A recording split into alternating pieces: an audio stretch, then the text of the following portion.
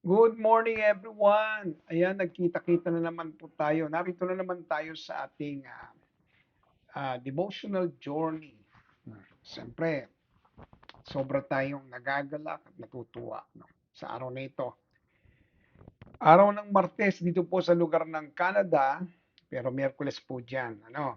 So, pagbati po kay Pastor Lloyda Duenas Lonto, kanina pa ho siya, no? Kay Pastor Virgin Parel, kay Ana Marie Lapueda Nueva. God bless you po. Salamat po sa inyong oras at panahon. Ako po ay sobrang natutuwa at may mga kasama po tayong katulad ninyo na alam kong nakatuon. Hindi po dahil si Doc Jing ay nagsishare lang, kundi nakatuon tayo sa mensahe ng Diyos ngayong araw na ito. Napakabuti po ng ating Diyos. Ang dami niyang inihanda para sa atin.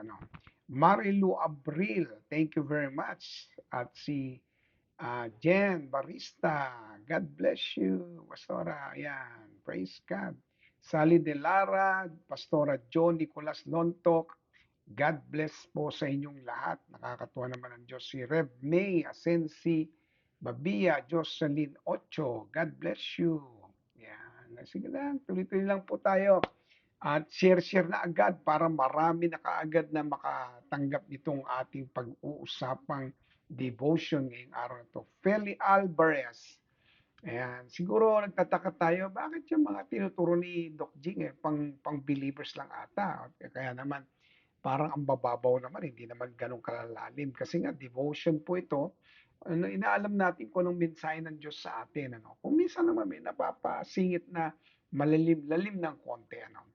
Abigail Valle, God bless you. At Melanie Gumera, yan. At umamingi po ako ng pamanhin kung kayo po yung mga pastors at hindi ko nababanggit na pastor, pasensya na po, pero hindi ko po sinasadya. Gusto kong matawag kayo sa inyong mga status, pero gayon pa man, basta, lahat tayo nagsiserve kay Lord. Ayan, hallelujah, praise God. Si vlog ni Jana, God bless you, God bless you. Purihin ng Diyos. Si Pastora Cynthia Banaag Ladines, Nida Saavedra, Mean Venus Pavino. Grabe. Yan, nagdadatingan po ang ating mga kasamahan na pinagpapala at pagpapalain pa ng ating Diyos na buhay. Glory be to God.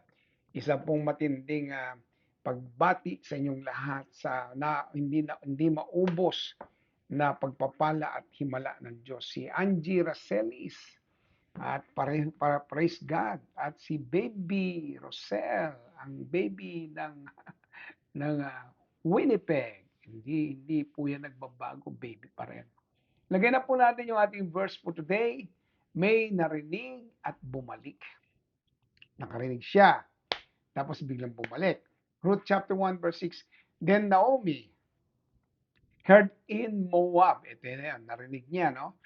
That the Lord has blessed his people Judah by giving them good crops again. So Naomi and her daughter-in-law got ready to leave Moab to return to their homeland. Yan, praise God.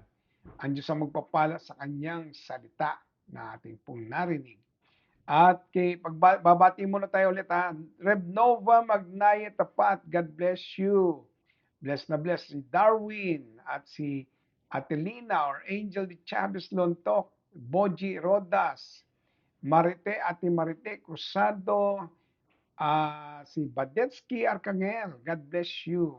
Pastora Leia Panganiban, Chabing Manalo, Nanay Chabing, God bless you po. Belen Biala, at Connie Imperial, more blessing po sa inyong lahat. Ayan, purihin ang Diyos sa kanyang kabutihan. Tayo po'y manalangin sa oras na ito. No? Salamat po Diyos sa iyong kabutihan. Hayaan niyo pong kayo ay aking maparangalan, mapasalamata, maluwalhati sa aming mga buhay. Alam namin may gagawin kang matindi at kami po'y nakahanda. Salamat sa iyong salita. Gamitin mo ito upang ngayong umagang ito, kami po'y lalong lumakas at pinagpala. Salamat po Ama sa pangalan po ni Jesus. Amen and amen. Ayan, dumadami na po yung ating mga kasama. At purihin ang Diyos. Salamat sa kanyang kabutihan at maagang pagpapala na dumadaloy sa ating lahat. Hindi tayo pinababayaan ng Diyos, di ba? Amen. So tuloy po tayo sa ating pag-uusapan. Nakakayaman pero babalik ako. Yan po yung mga nasa puso ng mga taong umalis saglit sa gawain, kahit ilang taon pa yan, 2 taon, 3 taon, 4 na taon, umalis. Saglit lang po yan sa Lord, ha? Pero bago po ituloy kay Belen Biala, God bless you, Jennifer Pastora, Jennifer Ramos Maglaway, si Shenet, the anointed woman of God, God bless you. Ayan. Nakakayaman, babalik ako. Dapat lagi yan nasa puso natin eh. May mga umalis po dito sa J1 Winnipeg, pero nagbabalikan po sila. Hindi nila naramdaman ang mahiya at basta babalik sila. Itong nasa puso ni Naomi, no? Uuwi ng talunan, malungkot at hindi na kumpleto. Ayan. Si Naomi, ang istorya nito, si Naomi po ay umalis ng Israel kasama ang kanyang asawang lalaki at ang kanyang 2 anak. Pagdating po nila sa lugar po ng Moabites, nakapag-asawa po mga batang ito. Kaya lang ang problema, sad to say, namatay ang asawa niya, namatay din yung kanyang 2 anak. Ang natira lang sa kanya ay ang kanyang 2 manugang. Ayan, praise God. Kasama po doon si Ruth. Ayan, praise God. At pagbati ulit, Rafi Magtibay. At Joanne Magtanong, God bless you. Aiza Semondak. And, ayan, wala na. Mapagpalang umaga, Pastora Jennifer Ramos. Reynaldo Birch, God bless you. Umuwi siya, talunan, malungkot, hindi na kumpleto, pero bumalik siya. Yan ang maganda. It doesn't matter what is your situation. Alam niyo yung pagbabalik po sa gawain o sa iglesia. Hindi ka naman tatanungin ng mga tao, ano nangyari sa iyo? Yan tuloy na pala mo, paalis-alis ka pa. Walang gaganon sa iyo. At wala rin magtatanong na, maganda ba sa labas o maganda dito sa loob? Walang ganunan. No? Basta ang alam namin, natutuwa rin kami at bumalik ka. No? At yan, pagbati kay Talin Gayla. Kaya huwag tayong mahiya.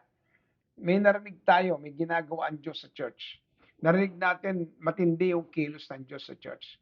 Huwag tayong manginayang sa nakaraan. Ang malaga yung ngayon. Tayo bumabalik sa gawain ng Panginoon. Ayan, Ruth 1:8. But on the way, Naomi said to her 2 daughters-in-law, go back to your mothers. Balik na kayo sa inyong mga magulang, sa inyong tahanan. And may the Lord reward you for your kindness to your husbands and to me. Ang babait niyong mga manugang, balik na kayo. Pinagalikan niya na at sabi niya, sige na, umalis na kayo. Ayan, pero at the end of the story, not exactly the end, at the midst of the story, hindi po siya iniwanan ni Ruth. Alam natin yung storya, hindi siya iniwanan. Abagkus sumama ito sa kanya, sumama po kay Naomi, kaya tuwan-tuwa naman siya. At kung titingnan nga natin, hindi sigurado sa nangyayari, ay nagbigay ng pag-asang magdesisyon ang mga in-laws niya. Alam niyo po ang maganda, sinira niya po ang kanyang mga in-laws. At sa kanyang pagbabahagi, ay gusto na nilang kasama si Naomi. Kaya lang yung isa, naisip niya na balik na lang ako. Sige, Ruth, kung gusto mo sumama, si Ruth ayaw na umalis sa kanyang in-law. Kasi alam niya na matindi yung mararanasan niya. Alam niyang masarap kasama ang aking manugang. Hindi man ako, wala man ako asawa, pero alam ko may mangyayaring maganda. Pero bago po tayo magtuloy, si Susan Tiamsim at si Naida Sioko Manalo, Pastor Manalo Raymond, God bless you. Ayan, Ate Aida, God bless ha. Kaya yung desisyon, malaking factor yung sila po ay inalagaan. Ayan. Kaya nga minsan hindi tayo sigurado, di ba? May inalagaan tayo, pero pwede silang umalis. Huwag niyo pong sisihin ang sarili niyo. Kahit mga pastor, huwag mong sisihin ang iyong kakayanan. Basta kung umalis, i-bless mo sila. Sabi mo na lang, samahan kayo ng Diyos at sabi mo bukas pa rin ang pintuan para bumalik. Laging ganon, ha? At wag po tayo magsabi na, sige, kung umalis ka, mawala ang pagpapala sa'yo. Huwag ka mag-curse. Huwag tayong mag-curse. Laging merong pagpapala. Ayan, praise God. Sige, pagbati po kay Juvie de la Peña at salamat po sa inyong oras at panahon. Ituloy po natin. Ano po ang sabi ron? Ruth 1:9, may the Lord bless you with security of another marriage. Ayan. Alam niya, mag-aasawa pa kayo ulit. Then she kissed them and goodbye and they all broke down and wept. Iyakan silang tatlo eh. Nakakayak po ang paghiwalay. Ba't nga ba yung iba hindi naiiyak pag umaalis sa church? Parang tuwan-tuwa pa. Sana hindi gano'n. Hindi gano'n, ano. Purihin po ang Diyos. At siyempre, tuloy-tuloy pa rin tayo. Pero siyempre, batiin natin yung mga dumarating. Amy Magyaya de Rosas at si Norma Bilar at isama na rin natin si Rachel Oliva. God bless po sa inyo. Ay nakakayak nga naman kung may pinagsamahan tapos aalis o maghiwalay. Nakikita ko po yung mga tao talaga na umaalis. Nalulungkot tayo. Pero ang totoo niyan ay alam natin babalik sila. Time will come, they will come back to the Lord. They will come back even to the church. Pwede po yan. Kahit ba tumagal man yan, alam ng Diyos ang kanyang gagawin. Alam niya kung paano. No? Pinagpala naman ni Noemi lahat. Ito pong maganda. Pag may aalis na kaibigan ka, sabihin din ako sasama sa church, i-bless mo siya, ha? Huwag tayo mag-iwan ng sumpa. Huwag natin silang sumpain at sabihin natin, ala, sige, pag umalis ka, wala kang blessing. Huwag ganyan. I-bless po natin. Huwag po tayong mag-alala. Ang salita ng Diyos ay makapangyarihan. Kapag nataniman po sa puso yan, babalik at babalik po yan. Ha? Tandaan po natin yan. Sabi po ni Sister Babes or Baby Rosel, lead us God. God bless po. Yan. At kay Tita Mendoza, more blessings sa iyo. Ha?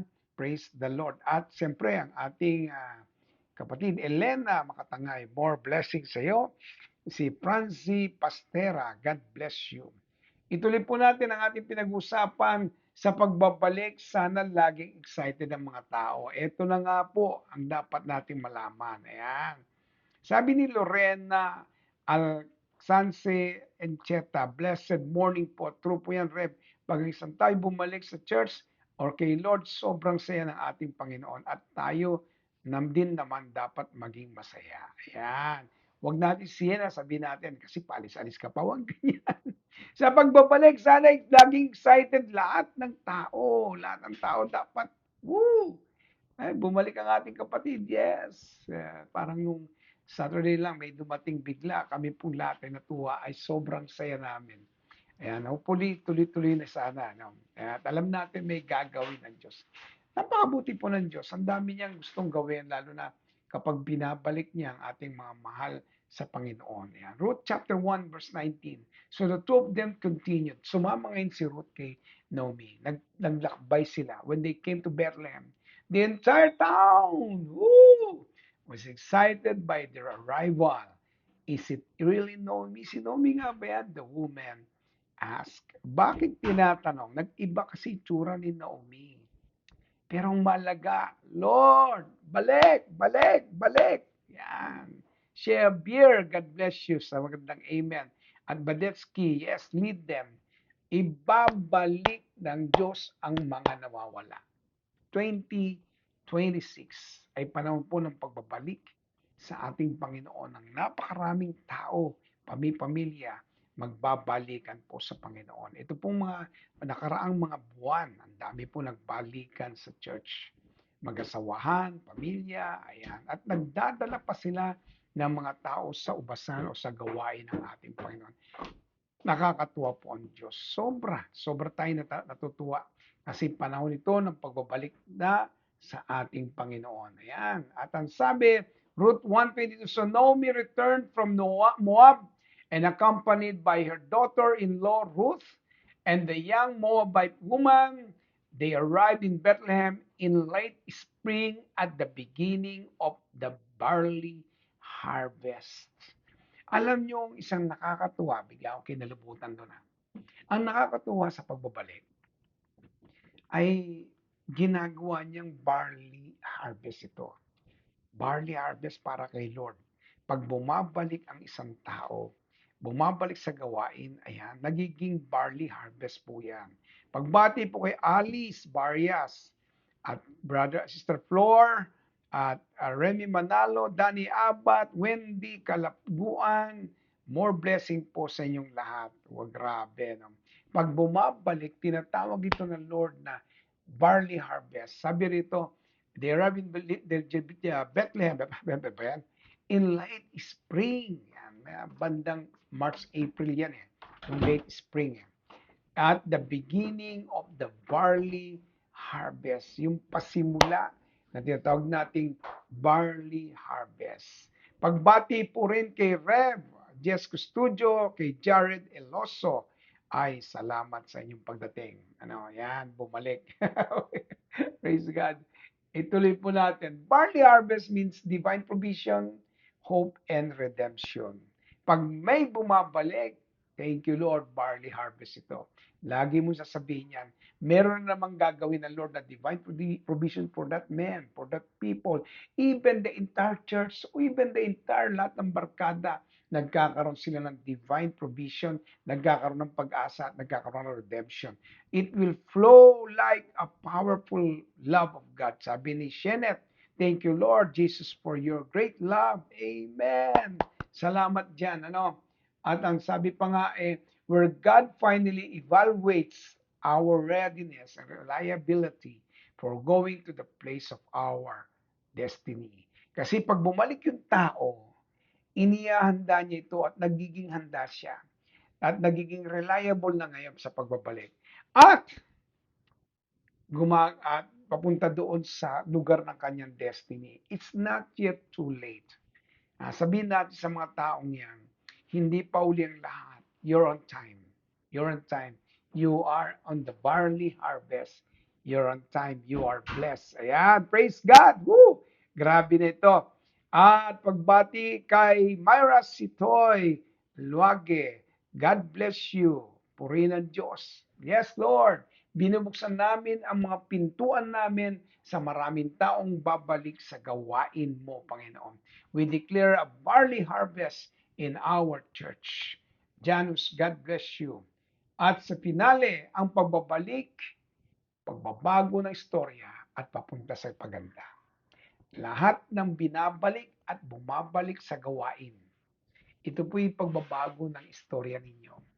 Kung naging malungkot noon, katulad ni Nomi, kung maraming nawala noon sa buhay mo, katulad ni Nomi, kung maraming nangyari hindi maganda sa buhay, katulad po ni Naomi, yung pagbabalik ay magiging barley harvest, isang istorya na naman ang gagawin ng Lord sa taong yan o sa buhay natin sa pagbabalik sa Panginoon. Ito yung istorya na papunta at papunta sa paganda.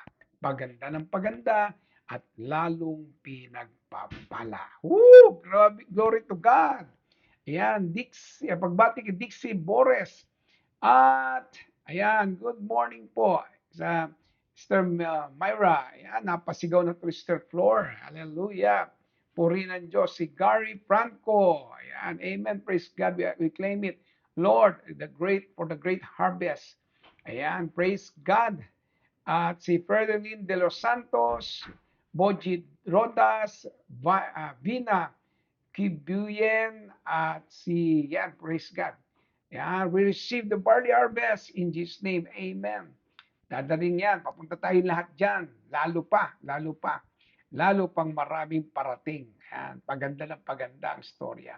Yes, sabi ni Francie Pastera, Amen. I claim barley harvest to all JA1 churches in Jesus' name. Yes, agree ako dyan. Tayo po'y manalangin sa oras na ito. At hingin natin sa Lord ang barley harvest for the church. God, we ask for the great barley harvest in our church. Your provision, your redemption, God Almighty, grabe na ito. Ang dami mong gustong gawin sa buhay namin. Ang dami mong gustong iparanas at ipakita. Lord, ngayon pa lamang binibig ko ng papuri at pasalamat sa iyo.